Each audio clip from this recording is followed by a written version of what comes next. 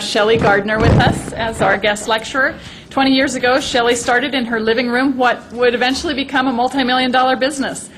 Stampin' Up! Is her company. It began by offering rubber stamps, which enthusiastic crafters use to make their own creative gift cards or scrapbook pages or other types of 3D projects. The company continues to focus on rubber stamps today, but they also carry a wide variety of crafting supplies, and also they're strengthening their home decor creative options and offerings. Stampin' Up! Employs more than 550 people, has over 45,000 demonstrators in the United States, Canada, Australia, New Zealand, and Europe. Shelli's a great presenter. We had a lot of fun interviewing her just in the last hour on KBYU, and we're excited to have her talk to us again and tell us about her business. Shelli Gardner.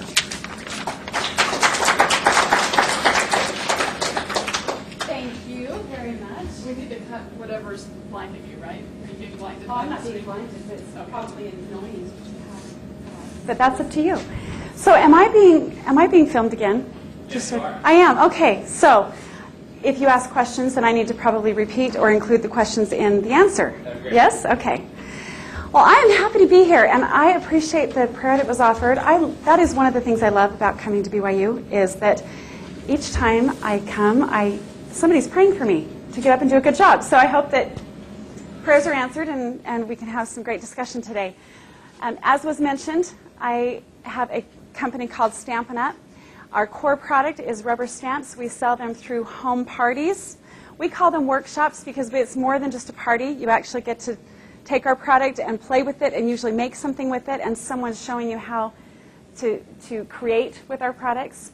We sell a myriad of accessories along with our rubber stamps, and that has grown over the years. We've been in business for 20 years, and as Kim mentioned, we have lots of employees and lots of independent contractors. The one thing she didn't mention is we are in several countries doing multi-level direct selling. So we're 5 levels. These are some of the just basics, I guess, that I want to make sure I cover so that you know what we do. And most of you have received a mini catalog. That's just to give you a feel of what you can do with a rubber stamp, so you have something to touch and feel and understand what our business is kind of about. But I'm hoping, at least when I present, I am not a lecture type. I can talk forever, but I'm not a formal PowerPoint lecture person. If I listen to someone at church for 20 minutes, that's too much. So why would you want to listen to me for 40 or 45 minutes? That would be too much. I mean, I could be really animated and I could be fabulous, but I still think that's too much. So what I like to do is I would much rather give you an overview of the business, which I kind of already did, and then I want more questions than anything. I want to talk to you today about what you want to hear about, not what I think you should know or what I want to talk about because it's all about me, because it's not about me, it's about you. I come because I enjoy sharing what I've been through. Most of the time when I come and speak to a university group, it reminds me why I did what I did and why I love what I do. Sometimes you get so caught up in the business, the busyness of the business, and this is a great opportunity for me to look back and see the progression of our business and be grateful. We can never be too grateful, I think, as a people. So I love it because, like I said, it's a reminder for me, and I also love it because I'm hoping that something I say will inspire you and give you a great idea or something you hadn't thought about that you want to incorporate in a business, which, by the way, raise your hands if you would like to own your own business. Is that a goal for you? So we've got quite a few in here who want to own their own business. So you are wanting to be an entrepreneur. And hopefully you understand what that means. Although I guess you probably don't because you haven't been one. I'm still trying to understand what being an entrepreneur means. My friend Laura Hare will be speaking next month to this same group, and we both talk about this, how it's an adventure. And I think I never took classes in business. But I think that even if I had, you still don't know everything until you've somewhat experienced it. Let me tell you a little bit about myself, my background. When I graduated from high school, I went away to college to take child development classes because all I ever wanted to be was a stay-at-home career mom. Loved children. If I ever had to work outside of the home, then I would be a kindergarten to 2nd grade teacher. So child development was the only thing I focused on. Didn't take even the most basic accounting class, nothing. I went to BYU, Idaho, which was then called Rick's. I'm giving away my age, I know. And then I came here for a semester. And then I got married. But keep in mind, the whole time I'm away at college, I know who I'm marrying. So I'm really not out there exploring the world. I know why I'm going to college. It's just so I can get out of the house, because my parents won't let me get married. They won't let me get married that young. So they kick me out to college. So I'm just biding my time and taking classes that will help me be a better mother. That's it. And then when that's done and I'm 18, then I'm going to get married. I know that sounds really simplistic, but that's what it was. That's the honest to goodness truth. I never, ever thought that I would be the owner of a business or be a career mom, meaning have a career outside of being a mother. And so that's kind of my educational background, which is pretty much nil. Certainly not what you guys have had. My education has come from experience, trial and error, the education of hard knocks, and a very expensive one, I might add, as well. I know you all think you have had a ton of tuition fees to pay. No, no, no. Look back 20 years, and we've lost millions of dollars because of some of the mistakes I made that maybe I wouldn't have made if I'd had some of the education that you have. So my education was nil. When we started Stampin' Up! 20 years ago, I had 4 girls at home, 8 and younger. And the idea for my sister and I, who started the business with me, she lived 2 doors away, was that we wanted to be a part of something that didn't exist. We didn't know it at the time. We went looking for a company like Stampin' Up!, but because there wasn't one, we thought, well, if we want to be a part of a company like that, surely there have to be thousands of other women who want this. It might take us a while to find them, but you know, we're patient. And so my sister and I went to my husband and said, is it okay if we take the money that we had saved for our first house? Our first home, my husband was a contractor, and he had been building and for people, and of course he needed profit, putting it away, and we'd saved enough to build our own house. And we were certain that this business would take off enough that we could pay off the loan from Sterling and myself within a year. We didn't build our house for a long, long time. We did not pay that debt off for a long time. But that was the intent. We thought we could fill the orders for our customers during nap time. And we thought that because we lived so close, you know, we could maybe leave the guys at home at night to watch the kids, and we, you know, do newsletters at night or make phone calls. We just figured we'd fit it in around being a mother. And it didn't work, not even probably a week, because I don't think we had a clue what was real. I mean, we knew we would have certain things we would have to do, but I don't think we realized how busy we would be. So that's why we started. That's kind of how we started in my living room. We had not enough money for furniture, so it was the perfect warehouse/office space.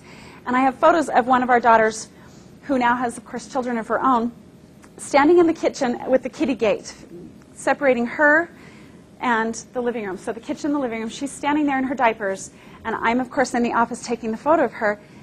And the kids ran around and played, and we were in doing business, you know, whenever we could, and trying to be good moms. And that is, as I said, how we started, and grew faster than we ever thought we would. We were in a different facility within 3 months. I'm trying to think. It was months, not too many, 5 months maybe later, and we were in a different facility. We added on to several facilities. Anyway, that's just how it's been for us. We had no idea 20 years ago that we would ever be a $230 million company today. That was not our goal. We just wanted to have some creativity, a little time away from the kids for me. She only had 2 at the time. I wanted to get out of the house at night, and she needed a little bit of money. Her husband worked for my husband, and he was an apprentice, and so he wasn't making a lot of money. So our reasons, our needs were different, but the social part was still the same for both of us. We both wanted the social, but she needed the money, and like I said, I needed more social than she did, but we both loved the creativity part of it. So that's the basics, I think. I'm sure I forgot something, but I know you'll ask. And so I'm just going to open it up to questions. That means you have to wake up. And did you have a question? Oh, no, you were just playing with your pen. Okay. Oh, come on, you guys. You really don't want to hear me lecture for 45 minutes, do you? Okay. Thank you. Was it something you enjoyed doing? Because a lot of times, like, No, like people want to start business with stuff that you're doing, you just realize like you just. That's a great question. It definitely helps to enjoy what you're doing. For me, I am creative, but I'm not artistic. I cannot draw a stick figure. My girls can tell you that. But with a stamp, the art's already there for you. And so I could be creative without being an artist. I didn't have to know how to draw to create something that was, you know, artistic, if you will. And so I think you have to love what you're doing. I have a friend who was a dentist years and years ago. I haven't even talked to him for years. So I guess we're really not friends, are we? But if I saw him in the streets, I think we'd still hug each other and wish each other well. But he went into his profession because he knew it made good money. And that was his sole reason for doing it. He hated it. He hated the schooling part of it. You knew he hated it when you went and sat in the chair, that he didn't like what he did. And I don't even know if he's still in business. I'm assuming he is. He's probably counting down the days as to when he can retire, and he's probably saving like a fiend because he hates what he does. And I think that's such a shame. The thing I would recommend to those who want to own their own business, and for those of you who don't, I never wanted to own my own business, and look at me. So even if you think you don't, you never know where you'll be in 5 years or 10 years. So definitely be passionate about whatever it is. Whether it's a service that you offer or a product, you have to believe in it. And I'll tell you why. One is the obvious. If you're going to do a lot of it, you just as well enjoy it. If it's not fun, it's probably not worth doing. There are so many things in this world that are fun and worth doing, something that somebody else may not like doing, but you like doing.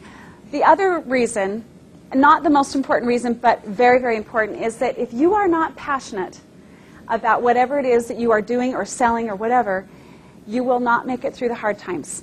And you will have hard times. If you don't, please come find me. I want to know what you did so you didn't have any difficulty, because I don't know a single business owner who doesn't have a hard day, a hard week, a hard year, etc. And so if you're not passionate about what it is that you're doing, if you don't believe in it, then when things start bombarding you, challenges and issues, you will crumble. When we were being advised to prepare for bankruptcy just a year and a half, actually less than a year and a half after we'd opened up our doors, I think, I just lost my train of thought. Somebody tell me where I was. This is another sign of being an entrepreneur. You've got so many things going in your head, you don't know where you were 5 seconds ago. Oh yeah, you've got to be passionate. You will not be able to get through the hard times. When we were being advised to prepare for bankruptcy, it would have been very, very easy. We were tired. We'd been up long nights for a year and a half, and it would have been easy to say, okay, you know what? We did not know what we were signing up for. That's obvious. So let's just get out while we can. Everybody's telling us to prepare for bankruptcy. That's easy. You sign a few papers, and okay, so your credit's not great for a few years. You know, big deal. That was against our religion, if you will. Bankruptcy was just not even an option. And if we weren't passionate, I think we'd had a really hard time getting through that next year and a half or so until we started to make money again. We had to go and visit all of our vendors who had sent us product in good faith, and we weren't able to pay them. We had to go visit them and tell them, we're really sorry that we can't pay you this month's bills, but will you still send us rubber stamps next month? Because we still are getting orders, but we don't have the money to pay you. Would that be okay? I mean, hello. I still have memories of one of the vendors calling us and saying, well, I won't repeat everything he said. It isn't. But he was angry. His company was only a year or so older than ours, and he was angry and said things like, other than the curse words, you have no business being in business. How could you do this to me? I can't afford to carry you. Well, as it happened, he did, and so did all the rest. We paid COD, and they kept sending the product, and we slowly but surely paid off our debt. We bought that company a couple of years ago. So there is always a silver lining, I suppose. And by the way, he's a nice gentleman. He had every right to be angry with us because we did have no business being in business. We didn't know what we were doing. We didn't realize when we bought a rubber stamp for $5, as an example, We sold it for 10. We thought, oh gosh, that's $5 to pay for overhead. You know, we're still going to make a profit. We can pay the demonstrators who represent our company and teach people how to use our product. We'll be able to pay them their commissions. We'll be able to pay them an override for their downline who's selling. Tons of money there to do what we need to do. Not. So we should have been taking that $5 stamp and marking it up to at least 15. We tried that. In 1990, after we had been advised to prepare for bankruptcy, we just said, no, sorry, we don't do that. What do we need to do? Well, the first thing you have to do is you've got to raise your prices. Well, keep in mind, back then, 20 years ago, we didn't have our own product. We did not have exclusive product. All of the product that we sold in our catalog was from 25-plus companies. We'd gone to these companies and said, we've got a great business model. You sell retail right now, but we'd love to come and work for you and sell through the home party plan. It's a great way of marketing. Women love to talk. They love to create. They want to get together and socialize. And they'll tell each of their friends, and this will be a great business. And none of them were interested in this model. And so we said, okay, if you're not interested, then how about if we license your images, get the permission to put the images in the catalog, we'll order from you, and we'll turn around and sell them. They were all happy about that. The deal was that the stores are selling that same $5 stamp for $9.95. We're selling it in our catalog for $14.95. There's just too big of a disparity there. And so we had to kind of step back and say, okay, maybe we won't get out of debt as fast as we'd like. But after we'd lost half of our demonstrators or more, we decided it was time to pull back and maybe charge $11.95 instead of $9.95. And then we would have to teach our demonstrators to market themselves and their service. You know, people are going to spend $11.95 instead of $9.95, but look what you can tell them that you provide convenience for them. They don't have to go to the store and drag their kids around. They don't have to pay for gas. You're going to go and teach them how to use the product. The stores can't do that in the way you can do that. And it worked for a time. And then we found that demonstrators and customers were asking for product that we couldn't find from these 20-plus companies. And so we started to hire illustrators and manufacture our own stamps, which gave us a better margin, which of course increased our profits, and therefore we were able to get out of the hole quicker. And I don't even know where I was starting from, where I was going. So, any other questions? Or what did I finish? And you're all thinking, oh, she is the owner of a $230 million company. Give me a break. Just a question. I know in the beginning that, well, even recently, people had to cut their own stamps out. Was that a problem for your company? Because I know your competitors, when I used to go to parties, people would be like, oh, why buy those? You have to cut them out. But I was at some part, so I just wonder. You're one of those crazy people that thinks cutting out their own stamps is therapeutic. I just wondered if that affected your company at all. Because the other ones I know were always cut. You just pull out the sticker and slap them on the wood. So. There are companies that do that have the stamps already die cut, if you will. We didn't start die cutting our own. The question was, if you didn't hear, was it a problem for us that we weren't die cutting our images? When we started selling our images, exclusive images, they were in squares of rubber, and you had to trim out your design and stick it on the rubber, and then put a label on the wood, and then put a label on the opposite side. There are stamps that you can buy in the store that are already done, and the ones you were talking about from other competitors, you would literally just put the label on the wood, and then you'd already take a die cut, a machine die cut rubber out of the block, which is what we do now on all of our stamps. They're all pre-die cut now. So literally now I just pop out the image, stick it on the wood, and I'm done. That was never, I shouldn't say never, a problem. We'd always had customers who would say, so-and-so die cuts all their images, why can't you?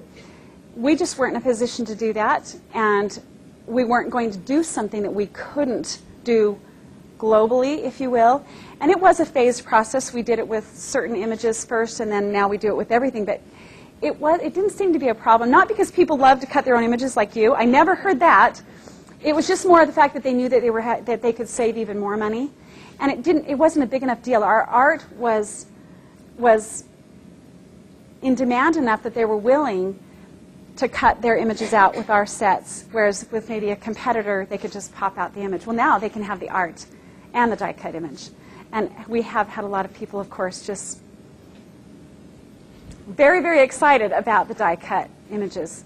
And if you're not a stamper, you don't understand that. But it is a big deal. You can put together a stamp set in like 5 minutes or less, whereas before, sometimes you'd sit and put together a stamp set during, a sit-down television show. So, other questions, comments? Yes? How did you go about hiring additional employees for your company? How did we go about hiring additional employees for our company? I'll tell you about the first employee we hired.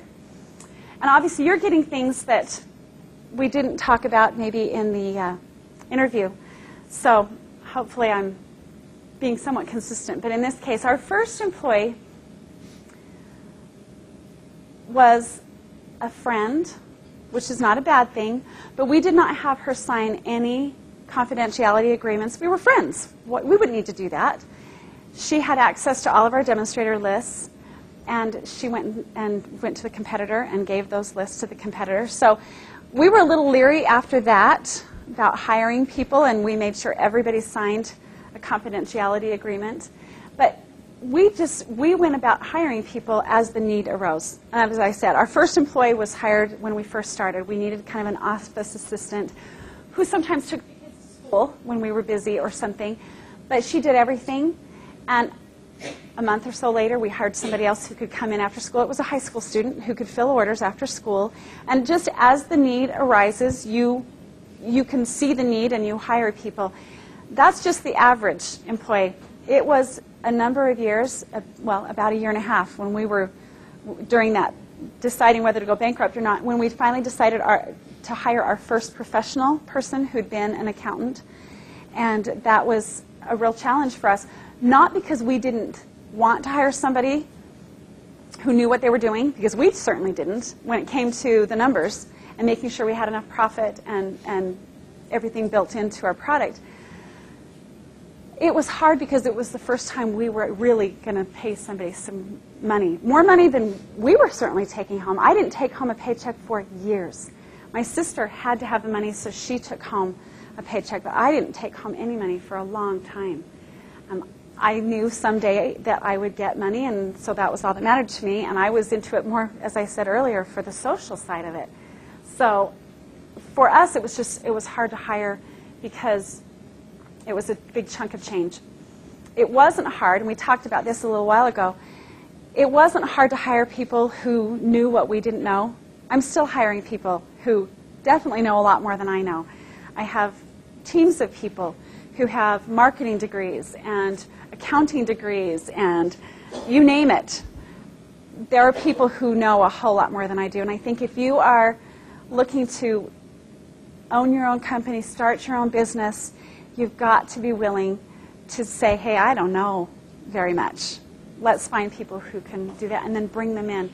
It wasn't always easy because you hire people you think are going to be great, and 6 months later you're thinking, they don't mirror our values, or their work ethics aren't what ours are, or whatever, and then you have to say goodbye to them. That's never an easy thing. But does that answer your question? Okay. Probably more than you ever wanted, but other questions? Yes? How did you manage time, like, with the business and with your kids? Like, did you ever feel like you, like, didn't have enough time to spend with them? Or, like, how did you do that? Finding time for family and business and making that balance, that is a challenge that has not stopped. In 20 years, it's gotten better, but it is a challenge that I still struggle with. When we first started the business, it was easy to work at night when the children were asleep, and then just get the toothpicks out the next morning when you had to get them up and get them ready for school and be the cheerful, happy mom. But, of course, that wears on you after a while, and you have to find people that you can hire and trust. You have to find different creative ways to do business so that you can find time for your family. There's not a formula that I know of that makes that balance between family and work perfect. I think it's a balance. If you look at a scale, a balance, you very seldom see it like this. Very seldom do you see, okay, well, that person must have it just figured out, so it's always perfect. They must spend 5.5 hours with family and 5.5 hours with this and It's a balance always is doing this. There's always give and take. And it wasn't always an easy thing, still isn't an easy thing. Our girls grew up. One particularly who's serving a mission in Spain was a baby when I started Stampin' Up. And even 5 years ago, if you had asked her, do you love Stampin' Up? She'd have looked and said, not really, because it took her mother away from her. I have a daughter who has 3 children of her own, who has been my assistant for years, who loves the business, who I think will someday be managing a part of the business because she's so passionate about it. I mean, she's still my assistant. She's not been my assistant forever. She'll still call me and remind me of things. It's just habit, and she knows how important Stampin' Up! Is to our family and to so many people. And if you asked her when she was a teenager how she felt about the company and did I balance time between family, oh, she hated the company, and she'd tell you that. But as the children grew and matured, they recognized that there were good things coming. I mean, we started taking them to conventions, our annual convention for all of our demonstrators, to train and motivate and recognize them. And when they were 12, they got to go and work convention, and they could see these women be excited to walk across the stage. They could see the money that they were earning. They could see the friendships that were created. And I think it took some of the sting away from them not always having their mom there or having to balance time between dad and mom. Dad took on a bigger role in their lives than mom did at some point, certain times of their lives. But the benefit of that, at least in our case, is that they are much closer to their dad than I think they would have been. They're still very close to me. We've got a, I think, fabulous relationship, and I think if you were asked our girls, they would say the same thing. But it wasn't always perfect. It's this give and take thing. So I could go on and on about balance, because it is, as I said, a daily struggle. Yes? So, did your husband have a separate job, or did he help you with the company, or did he have a part-time job and stay at home, or do freelance at home, or something like that? I'll tell you how it started with my husband. He, as I said, was a general contractor and built custom houses in Las Vegas, and that's where we started the business. And he loved what he did and was very, very good at. He always had people who were waiting for him to build their home. And there came a time in, a few years after we started the business, that we realized we needed to be manufacturing our own stamps. And so we went to both of our husbands and said, how would you like to come to work for us and make rubber stamps? And it was like, oh, poo-poo, I think not, And my husband still to this day says, little wood stamps or big wood houses? Oh, I think I'll stick to my day job. And so that's how it started. And then after a time, and I believe that it was all in God's plan, after a time he wasn't getting referrals. He'd always had referrals. He was always busy. He wasn't getting referrals, and it kind of forced him to see that not only did we need him, he should be working at Stampin' Up! So he came on board and helped in manufacturing. He did purchasing. Back then we only had 25 employees, so he did a little bit of everything. Then the next stage for my husband was when the business was requiring more of my time, and we were homeschooling our girls at the time. And I know, crazy, right? I saw you shake your head. Yeah, that's exactly, I say the same thing, but I do it all over again. I do it differently, but I would still homeschool. Anyway, there came a time that I needed to be at the office more, and what he was doing for us at that time, somebody else could do easier than mine. People always say, well, why didn't he go to run the business and you stay home and be a stay-at-home mom? That's what you always wanted to do. Well, he could have, but he was not as passionate about Stampin' Up! And still isn't. He loves it, but to go in the office and come home jazzed like I do, it's not his thing. And so we made the decision as a couple and as a family, really, that he would go home and he wouldn't be working in the business anymore, and he would be the stay-at-home parent. That was hard. Especially, it wasn't so hard when we were in southern Utah, because we'd moved from Nevada to southern Utah as we outgrew our facilities there. It was really hard when we moved from southern Utah to northern Utah, because he left his horses there. He thought he couldn't have horses up here. I don't know why, but because we have plenty now, he figured out how to do it again. But I think he thought it was just city and you couldn't have a horse. So he came up with no hobby, nothing. All he was the chauffeur. And, being with the kids all day. And it was hard, especially when he'd go to church and the brethren would say, so what do you do? And he'd say, well, I'm the domestic engineer. And they'd go, so what did your wife do? Well, she runs a company called Stampin' Up, and they would look from him straight over to me and ignore him. Of course, I had to know who they were so that I could ignore them, because that was so rude of them to do that to my sweet husband, who was willing to be the stay-at-home parent, who never wanted to do that. He loved his girls, but that wasn't his goal in life. So here we were kind of reversing, not because we chose it in the beginning, but because that's what was best for the business and for our family. So that's the evolution of him, going from stay-at-home parent to being retired because there are no children at home. He is retired. He does a lot of service work, and he takes care of his 94, almost 95-year-old father, and that is a full-time job. Yeah. So that's the transition with him. I must tell you that it is a happy thing that he doesn't work in the business. Love him, and I come home and I vent and I ask for advice. He's very wise. But it was difficult when he was in the business, because when you've got family and you don't agree, it's pretty hard to, go to bed at night knowing that you're not really happy with one another. And you don't want to do that when you're in a marriage. So it was, I think, a little cleaner for us when he decided to be a stay-at-home parent. So, yes? When you started, did you have a vision of being at the point that you're at now, or did you just have no idea where it could go? What's your vision? When we started 20 years ago, I can promise you we had no idea that we would be here, that Stampin' Up! Would ever grow so big. Our vision at the time was seriously filling orders during naps, doing the newsletter at night after bed, and we just had this fun little business that we knew would grow eventually. We knew we wouldn't always be in my living room, but we didn't know it would be 3 months and then keep moving, once and twice a year for many years. Actually, we moved more than I count. I don't even count. I don't try to count anymore, because we just we couldn't grasp how big we could be. I think when you're small, it's pretty hard. It's kind of like having children. It's pretty hard for someone to say to you when you have no children, oh, by the way, someday you're going to have 6 of those things running around you. You have them usually one at a time, because otherwise you may never have children if you had 6 all at one time. And that's the same with the business. It kind of has to happen little by little, or maybe you would never do it if it happened. If this happened where I am now, even though I have a lot of great perks and all the rest, I still have a lot of responsibility, a lot of stress that keeps me awake at night. I don't know that I would have done this 20 years ago if I had known some of the things we would have gone through. I love my life, and I've always loved it, but it doesn't mean it wasn't hard. It's a lot of hard work. So, but a lot of fun, and I don't want to forget that. And I work with some fabulous people who do their jobs great, and I have fabulous demonstrators who are great salespeople and friends.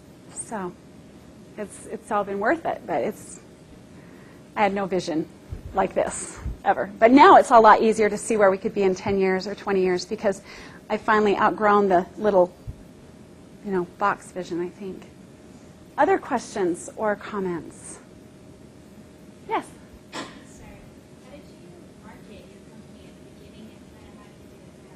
Okay, that's a great question, and I haven't had that asked in a while. How we marketed Stampin' Up! 20 years ago was literally, we called our 2 aunts and said, hey, we're starting this business. How would you like to be a demonstrator for us? They're still with us, and they both make 6 figures. But that's how we started, and guess what? They called their friends. They went and did some workshops, and then their friends, people would come to a workshop and say, I could so do better than her. Can I be a demonstrator? I mean, they would ask, and my aunts would say, whoa, wait a minute. I didn't sign up to recruit people. I just wanted to do this for fun and be creative and make a little money on the side. And all of a sudden, people wanted to come in. And so the marketing was the demonstrator to hostess or customer who became a demonstrator, and that was it. We would put an ad in I wouldn't even call it a magazine, more like a newspaper for rubber stamping, once in a blue moon, and that was it. That was our advertising and our marketing. It really was the network, mouth-to-mouth marketing. Now we have a formal marketing department that started about 2 years ago. So I'm not saying we've never done marketing, formalized marketing. We've definitely advertised as we've grown. We've done more things to have a formalized marketing approach. But truly, the big step for us was 2 years ago when we hired a marketing department. And we're still dealing with some real issues with that, because there are people in the company who say, but we were already kind of marketing. Why do we need to hire all these people who are not charging, but costing the company a ton of money? We don't need this. But they are coming up with some great ideas. They're trying things that are out of the box. We've done some wonderful things in the last 2 years. It's not to say we haven't had hiccups. And of course, people are real quick to say, well, if we didn't have those dang marketing people taking up the whole 3rd floor, then we wouldn't be here. But they're forgetting, too, some of the good things that marketing's doing. We market through the internet now that we didn't have back then. I mean, certainly we have the internet, but we market in a lot of different ways that we didn't before. We still are marketing through our demonstrators. That's still our best form of marketing. But we are online, like I said. We tried a kiosk in one of the malls here this last year. That failed miserably. Can I just tell you, we had decided we'd do it for 3 months. I think maybe 3 weeks. And thought, no, that's just not our business model. But they're trying all sorts of different ways to market. So it's been good. Does that answer your question? Okay. Other questions? Yes? I have a couple of questions. I will only remember one at a time. Okay. So remember your second question, or you all help her. Okay. Who did your accounting for you when you first started? How did you figure that all out? That's why we nearly went bankrupt. I did the accounting when we first started. And I don't know that I mentioned this in this audience. We bought the supplies from our vendors, put them on the shelf after the customer had ordered it. So we didn't have to have a huge inventory. Our inventory was purchased pretty much by the customer. We were just the in-between person. And you waited 3 weeks for your order to go out. So we were being financed by our customers. And so the money was coming in because the sales were coming in. It was a great idea. People were excited about the whole model. They loved the products. They loved the whole teaching part. So the sales were coming in. And, all I did was just write the check out. When the bill came, I made sure that we got the stuff. And so I, sent it back out, and I paid the employees. And what we didn't do, and this is when we hired an accounting person 1.5 years after we started, is that we did not, as I said earlier, allow for enough margin in there. The $5 stamp, we were only charging $10, and we should have been charging $15. So when the bills were still coming due, but we had a slow season, which for us was January, February, March of 1990, not even 1.5 years after we started, we weren't getting, the sales weren't coming, the cash flow wasn't coming in, but we still had the bills that were due. Does that make sense? So we didn't have anybody in the very beginning, truly. I mean, I could say that because it was me who really did the accounting. I mean, I wrote the checks out. I kept the bills, I kept the lights on. And so I did any accounting, if you will, I did it. And I didn't know what I was doing.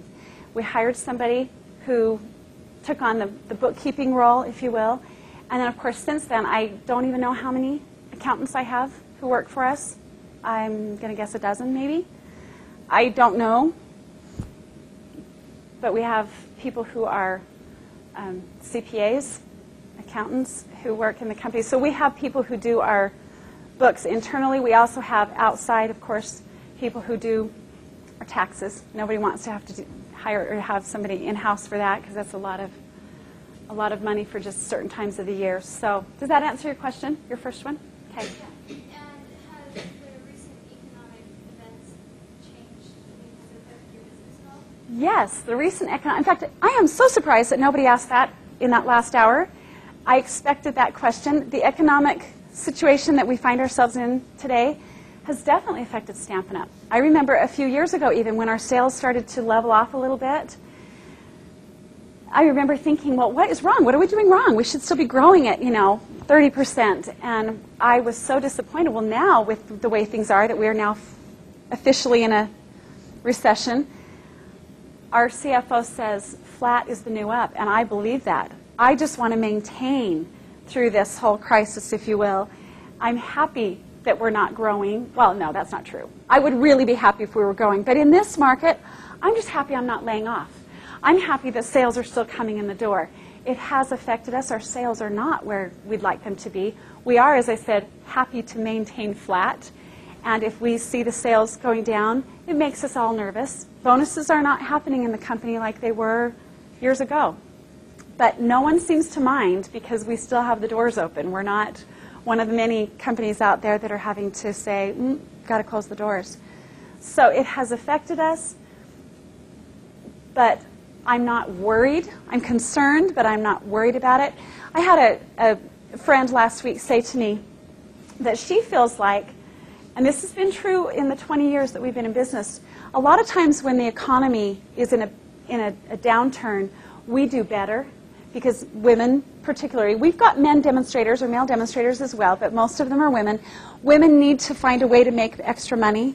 They've lost their jobs or whatever, so this is a way they can kind of control their destiny a little bit and make a little extra money. So more people sign up during times like this, so that's good for us. She also commented, and this was the thing that I thought was interesting. She said, you know, people can't afford to go on vacations, but they can buy a $25 stamp set and spend some quality family time making their own Christmas cards. Or, you know, so where we're spending our money is a little differently right now as a society. So while the big dollars aren't going out for boats, you can still buy, you know, a stamp pad and a stamp set or something. And so for us, I'm just going to pray that that holds true through all of this. But it has affected us. We're not growing. Our projections certainly haven't been met the last couple of years like we'd like them to be. But I'm grateful that we are where we are. So that's a great question. Thank you. Yes? I'd just like to hear a little more about how you got started. I mean, I assumed that maybe you just started making stamps, but it sounds like it was more of you sold your product with marketing for other people's products. Like, were you just a big stamper, or I guess I want to know. You want to know the very, very beginnings. What had happened was my sister had found a rubber stamp in St. George, Utah. We lived in Las Vegas, Nevada. She'd come to my mom's in St. George and saw a rubber stamp and said, this is the coolest thing. She actually sold for a company that did direct sales, no multi-level, but direct sales. And I even signed up, not under her because they didn't have the multi-level, but I could not handle the disorganization, and I have to be careful because the company semi-exists, and so I don't want to be negative about it, but they weren't organized, they didn't have the multi-level that we wanted, but we loved stamping. We'd kind of gotten attached to this thing called a rubber stamp, and so we loved the creativity part of it. We knew we could make our Christmas cards, we could make, you know, birthday ensembles and do our kids' birthday parties with stamps, so we could do everything with stamps. So we loved stamps. Well, when this company was struggling to meet my expectations, I didn't even last a month. I did my first workshop. It was $700. This was 21 years ago. I knew it was a hit. It was fun to present. People loved what I was showing them. I wasn't begging them to buy the product. They were buying the product because I was showing them something. I didn't even have to sell it. They bought it because it was fun. And so I knew it was a successful thing to do the home party, the home workshop, as we call it. So when they were not sending the orders for 4 and 5 weeks, and they kept saying, we'll send it tomorrow, and my hostesses were calling and saying, where's my order? I gave you money, and you've got my money, and where's my product? I just said, hey, you know what? I'm so not doing this. So I pulled away and started to do another direct selling company that was multi-level and didn't like it. I missed the rubber stamps. And in the meantime, my sister decided not to do it as well. The headaches just weren't worth it. So we both pulled away, did other things, and missed the stamping part of it. So that's when we decided, let's do this ourselves. There's not a company out there that does what we want it to do, meaning multi-level, because people were signing up for this company because of the fun they were having. We're training them, and we weren't getting anything for it. You know, the company was still getting the sales, and we're doing all the work. And we just thought, that's not right. They need the multi-level. And we even said, why don't you do multi-level? Well, we're not interested in doing multi-level. I don't know that they ever did, actually. So there wasn't a company that met our needs, so that's when we decided, okay, if we loved the model, working for other companies that did multi-level direct selling, other people are going to want to do it too, so let's start it ourselves. So we took the money, as I mentioned earlier, for our first house. We went to a CPA and a lawyer, literally got their names out of the yellow pages, didn't have a clue. We just knew we needed to go get some advice. What do we need to start a business? Well, you know, you need this number and you need that number. You need to file for this, you need to file for that. And then we knew we needed a catalog. You know, we knew we had to take care of the legal and tax stuff, but we knew we needed to market through a catalog through demonstrators who go out and show the catalog, show the product, and how to use it. And so that's pretty much how we started. I mean, then our next step after the lawyer and the accountant was to get somebody who knew computers. I still can't remember how we found this young man, but I've lost track of him, and every year I wish I knew where he was, because he was a dear friend, and somehow, I don't know how we lost track, but he saved our bacon more than once. But he designed all of our commission structure on the computer to pay our demonstrators and their downlines. He did anything that had to do with the computer, because we didn't know how to do that. So that was another professional, if you will, that we consulted with, and he actually worked with us. And then the next trip was to the printer. And we said, okay, how do we put together a catalog? We know we've got all these images. We know, what do we do? And I literally remember, the mat board. I remember straddling, I know I've got a skirt on, but I remember straddling over the mat board and gluing the stamp pads on the mat board with a ruler straight, and then taking photographs, standing up on a stool, taking photographs, so that photograph that never looked good could be taken and put into a catalog. So we did everything ourselves. We just kind of cut and pasted a catalog together, and that was our marketing tool, if you will. And we did. We marketed everybody else's stuff until we couldn't find what we wanted, and we started to do it ourselves. Is that more explanation? Too much, but more. Okay. Did I miss anything? Okay.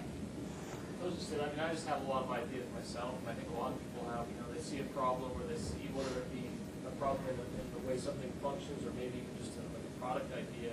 And just that first step, to me, I think, is the hugest gap and the biggest problem that young entrepreneurs face. Is just, okay, I got this great idea. Great idea, or the next multi-million-dollar thing, but what do I do now? Well, for us, it was just, what you want. At least in our case, we knew what kind of a company we wanted to work for. So that's what we set out to create. We wanted to be a family-friendly company. We wanted to offer multi-level. We wanted to offer a wider variety. We wanted to have better service than what we had experienced before. So you start solving those problems and meeting those needs that you have or you think others will have. And most of it, at least for us, was just grow as you go type of a thing.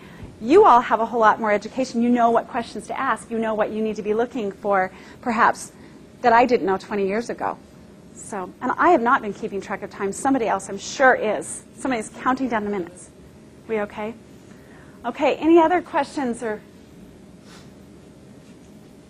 Yes? How do you pay your demonstrators? Is it completely commission, or do you have some pay that they get automatically? Okay, that's a great question. How do we pay our demonstrators? That has changed and evolved over the years.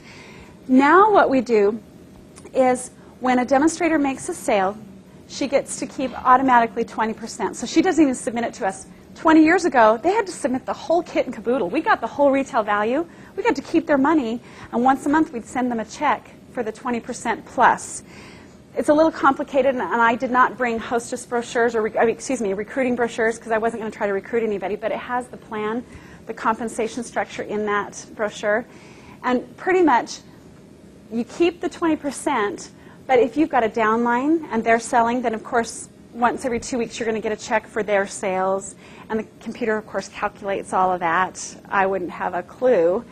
But that's at least how they get their compensation from just a sales perspective.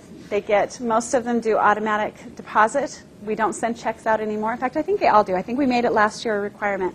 If you want to do business with Stampin' Up, we don't send out paper checks anymore. Everything's automatic deposit. It's better for them, and it's certainly a better business move for us. But demonstrators who are in the top sales, they get compensated with free trips for 2. Some of them walk across the stage and get a $20,000 check because they were in the top 10 in sales or downline development. There are a lot of different ways that we pay or compensate our demonstrators. I'm thinking the top 100 demonstrators get invited. It's about 130 demonstrators who get invited to a retreat in the fall. And I'm telling you what, there are some things that people will die for. And that trip is one of those things people work all year long for, to have 3 or 4 days to themselves. They don't have to bring their spouse. They don't have any meetings. It's just a retreat to do nothing. And they will work really hard and get out and sell product all year long to do that. So does that answer the question you had? So a lot of different ways that we compensate them. Well, adverse to that, I know a lot of multi-level systems you have to pay to get into or to become a demonstrator. Is it the same system you use, or is it just kind of, oh, you want to be a demonstrator, here you go, here's your product, and sell it? Well, people would love it if we do that, if we just gave a kit away and said, here, now go sell. But we do require that they come and buy a starter kit. It's $195. Most people recoup that within the first month.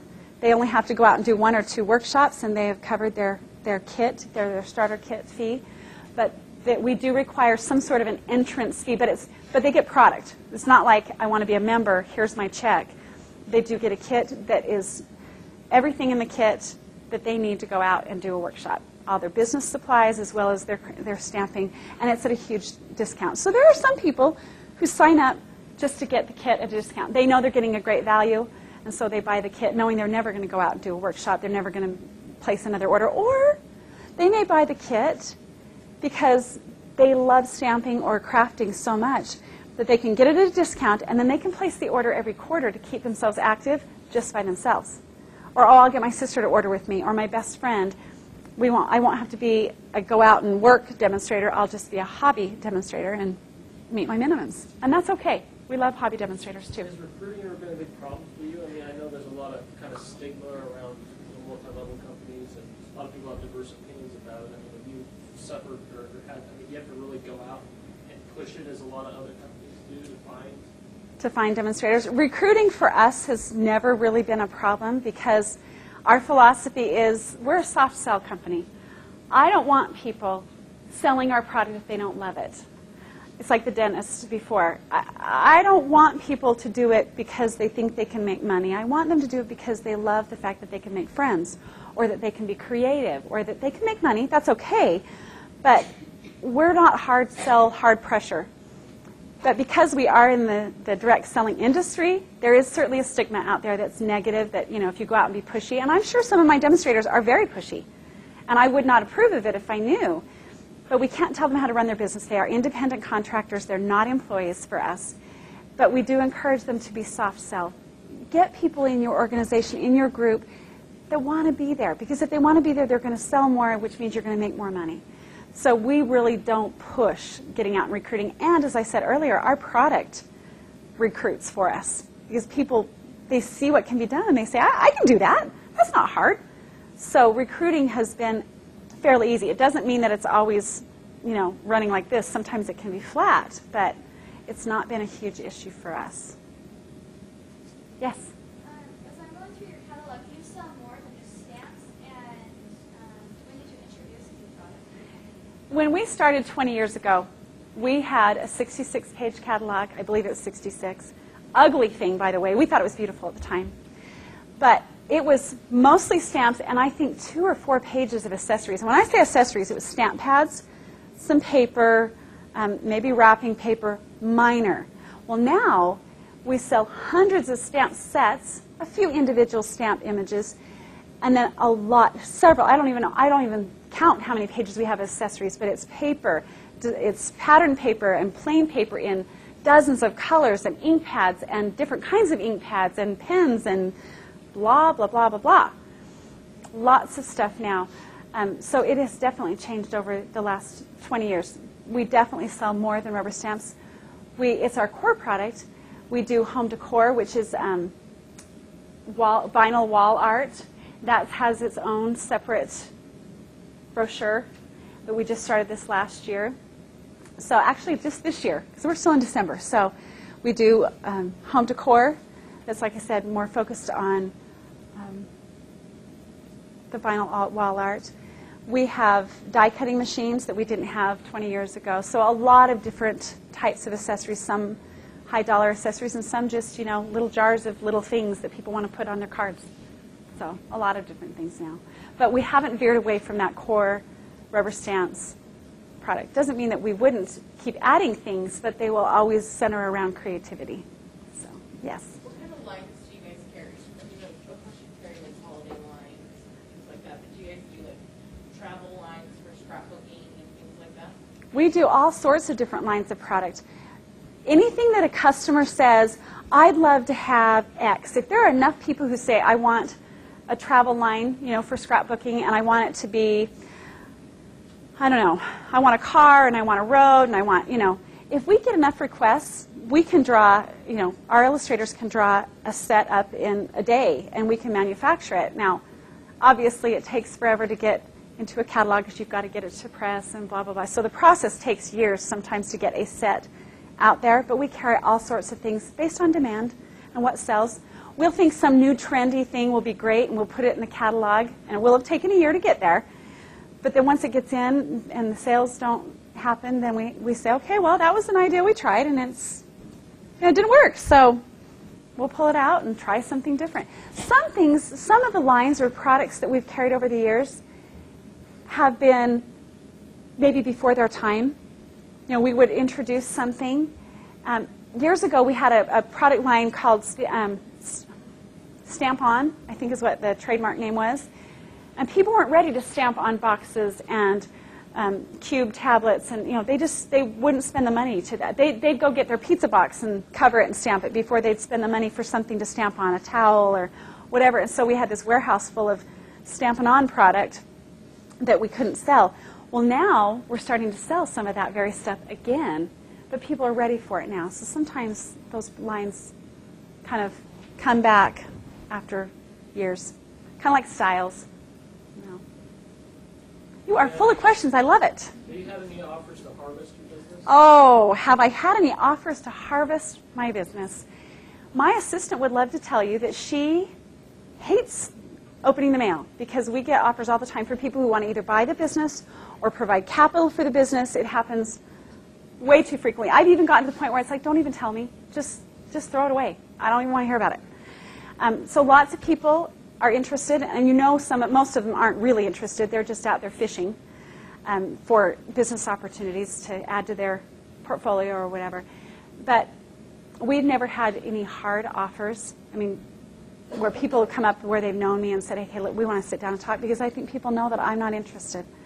I'm not interested in being one of those entrepreneurs that starts a business and gets it to this point and then sells it and starts another one. It's just not my thing. I love Stampin' Up. I love what we do. I love the people I work with. I believe in what we do, and so I don't have any desire to sell at all. So I do hope that my daughters will kind of take over a little and allow me a little more flexibility when they're done raising their children. But as far as harvesting, selling, going public, we wouldn't be able to do some of the things we do. If we went public, which I know you didn't ask this question, but I'm going to tell you anyway. If we went public, one of the first things that they would do, they meaning a board, the shareholders, they would say, pull out of Kanab. How many have been to Kanab? A few of you. Okay, it's a little tiny town. It has one stoplight in it. You have to go through Kanab to get to Lake Powell. It's a beautiful little place, very small, not a lot of industry. The town is surviving because of tourism, and we all know that's not really great. And so Kanab needs businesses like Stampin' Up. And I know that when I made the decision to keep part of our business there when we outgrew Kanab, because we moved from Nevada to Utah, where we were from, little Kanab, Utah. When we had to move the business up here, I made a conscious decision to leave part of the business there. The manufacturing occurs. All of our rubber stamps are manufactured in Kanab. And we employ about 80 employees in Kanab. I would hate it if we ever left. And I know if we went public, that'd be one of the first things they'd do. They'd say, okay, we're so out of Kanab because it costs us more to be there. It just does. And so I have no desire to go public because someone would control those kinds of things. And we make a lot of decisions. When we have had hard times in years past, I didn't lay people off. I still gave them their paycheck. Thankfully, we could afford to do that. They got their paycheck and they went and did service work. Every day they came and reported to work, and we'd tell them where to go. Paint the school, mow the lawn at the hospital, quilts for new babies, or care centers. And that's what we did. That wouldn't happen if the company was public. And I think if it were sold, somebody wouldn't love my baby like I do. And they would maybe do things that I wouldn't approve of, like not allow those things to happen. And I think that's part of what makes us successful, is that we don't do maybe what traditional businesses do all the time. I think we do a lot of traditional things, but Yes? I'm just curious what percent of sales comes from your February incentive when you get The celebration? Yeah, because I know that's probably got to be one of your biggest incentives. Can I just tell you, she asked what percentage of our sales comes from celebration. It is a 2-month, 6-week to 2-month sale that occurs that benefits both the customer, the hostess, and the demonstrator. So everybody wins. Everybody gets discounts. Everybody gets free, and it's really a great time. And some people, that's the only time they even buy, is during that time. That started because we were desperate because there was no business happening at that time of the year, and so we started that promotion. And it went so well that we've carried it on, and it's tradition now. I don't know what percentage of our sales occurs during celebration, but it is a big deal for us. We would die before we stopped doing celebration. We change the time frames sometimes, but we wouldn't take it away because it does well. I don't know that. It's a great question to ask, though. I wish I knew. Anybody else? Because I know it's got to be getting about time. Before we go, there's one thing from our interview last hour club that I thought was really important for them to hear, and that's when you talked about intuition and being compared to maybe professional advice. Okay. Kim brings up a really good point. One of the things we talked about in the interview just a couple of hours ago was the importance. Somebody asked me what was one of the lessons that I had learned over the years that has maybe taught the most or would have made the biggest difference. And that lesson is, you all heard I don't have a college education. You all heard that I didn't have any business being in business. But I love my business. I knew I had a good plan. I'm a hard worker. I have a lot of drive and energy. I was young, so I had time. I'm not as young now, so maybe I don't have that in my advantage. But I felt I didn't have the confidence in myself that I should have. And so we had hired people who were CPAs or who had had college degrees or had had business experience or a long career working for someone else who'd done all these things. And when they say, well, you need to do this, I know, because I am who I am or I've had the experience I've had, I didn't trust my intuition.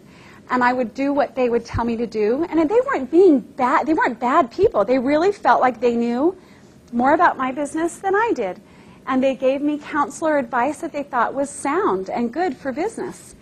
And I did not listen to my heart, to the spirit, to my intuition, whatever you want to call it, your gut.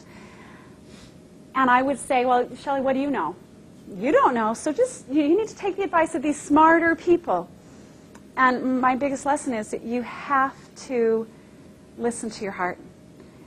You've got to trust yourself. Every time I said, okay, you know what, I don't like it, it doesn't feel right to me, but you know what, you're smarter than I am, and I'm paying you to tell me what to do in this regard, so yeah, we'll do it. Every single time I didn't feel good about it, it bit us, and it cost us money. And I'm not saying I knew all the answers. I don't. I have great people who are very, very wise, who do a great job. But there are some things I'm very firm about, and it's taken me 20 years, in some cases, to realize that I don't have to know what they all know. And not just because I own the business and it can be my way because I own the business, but sometimes I know enough right here to know that we're not going to do something or we are going to do something, and I have to trust that. So I would trust your intuition. And you can't, sometimes you have to take a risk and say, gosh, it doesn't feel right, but boy, all the evidence looks this way. Try it. It's not going to kill you, but give yourself more credit maybe than you would otherwise. So that is a great way to end. Thank you for having me. I appreciate it. You were a very nice audience. Thanks. Oh, thank you. Thank you very much.